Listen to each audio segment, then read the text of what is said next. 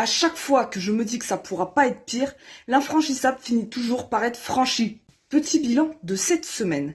Rien qu'en une semaine, on a vu pas mal de choses.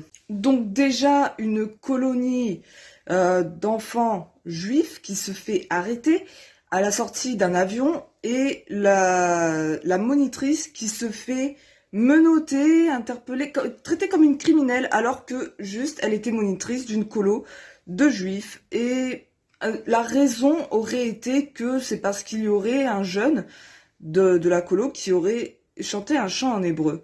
Que ce soit vrai ou pas. Ça vaut pas une arrestation comme si c'était des criminels et qu'ils avaient commis un crime, c'est juste un chant.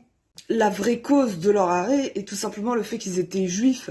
Et c'est déjà rien que là, mais j'ai l'impression de revivre, enfin je l'ai pas vécu, mais j'ai l'impression qu'on est en train de revivre ce qui s'est passé il y a un peu moins d'un siècle, au début de la Shoah.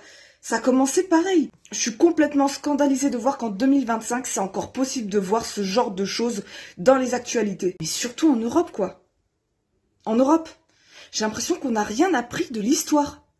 Et puis le lendemain, non content déjà de nous avoir fait rentrer des Palestiniens sur notre territoire, et d'ailleurs j'en avais parlé dans une vidéo, il y avait eu une agression 2 jours après, Monsieur Emmanuel Macron a décidé de reconnaître un État palestinien, sachant que il a eu le droit aux félicitations du Hamas. Pour que le Hamas applaudisse sa déclaration, c'est quand même qu'il y a un problème. On sait tous que le Hamas est une organisation terroriste. Donc si une organisation terroriste remercie le président français de ses déclarations, c'est vraiment pour applaudir son discours, mais j'arrive même pas à m'exprimer tellement que ça me dépasse, les événements me dépassent. Et là, la question que je me pose, c'est quoi le reste? Qu'est-ce qu'il va y avoir après? Et jusqu'à quand ça va durer? Je sais pas, à un moment donné, il faudrait peut-être qu'on se réveille, qu'on se mobilise. On voit pas de juifs se balader dans la rue avec la kippa, où on en voit très très peu.